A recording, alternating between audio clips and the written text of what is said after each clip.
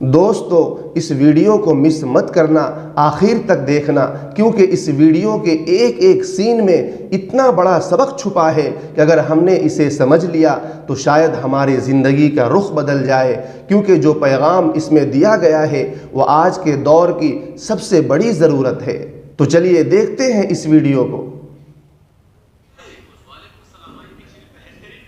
السلام علیکم جی۔ وعلیکم السلام۔ آئیے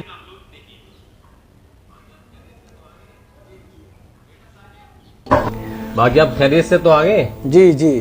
بیٹا ساجد، مہمانوں کے لیے کچھ چائے پانی لے کر آؤ۔ پاپا اپنی بہن کے لیے جس کو دیکھنے آئے نا اسی کا نام لگتا ہے ساجد۔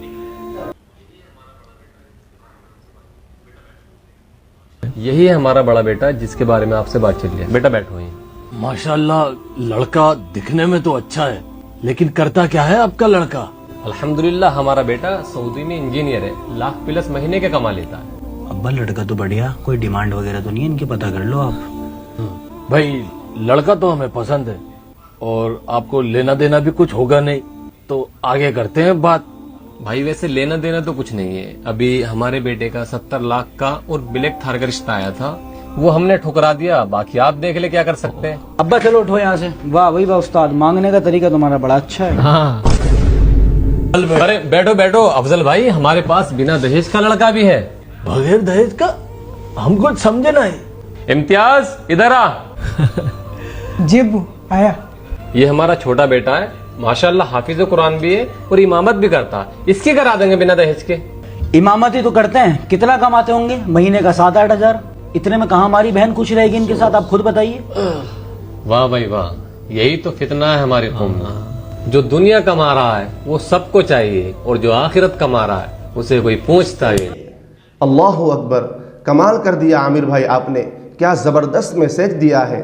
سچی بات تو یہ ہے کہ ہم سب کو صرف اس دنیا کی فکر کھائے جا رہی ہے، جبکہ آخرت کی فکر جیسے ہم بھول ہی بیٹھے ہیں۔ ہم اس بات پر تو بہت غور کرتے ہیں کہ بیٹی جس گھر جا رہی ہے وہاں آسائشیں کتنی ہیں، لیکن کیا کبھی یہ سوچا ہے کہ وہ فیملی دیندار ہے بھی یا نہیں؟ وہ گھرانہ جہاں اسے اپنی پوری زندگی گزارنی ہے، کیا وہاں اللہ اور رسول صلی اللہ علیہ وسلم کا ذکر ہوتا ہے؟ یاد رکھیے، اگر خاندان میں نماز نہیں، پرہیزگاری نہیں، تو وہاں پلنے والے بچوں کی آخرت کا کیا بنے گا؟ دنیا ضروری ہے میں مانتا ہوں، لیکن ہم نے ترجیحات ہی بدل دی ہے۔ ہونا تو یہ چاہیے تھا کہ آخرت پہلی ترجیح ہوتی اور دنیا دوسری، مگر افسوس کہ ہم نے الٹ کر دیا ہے۔ اللہ پاک ہمیں صحیح سمجھ عطا فرمائے اور ہمیں اپنی آخرت سنوارنے کی توفیق عطا فرمائے، آمین۔ دوستو آخر میں آپ سے ایک چھوٹی سی گزارش ہے کہ اگر ہمارے چینل پر پہلی بار آئے ہیں تو ہمارے چینل کو سبسکرائب کر لیجئے اور گھنٹی کے نشان کو بھی دبا دیجئے۔ شکریہ، والسلام علیکم ورحمۃ اللہ وبرکاتہ۔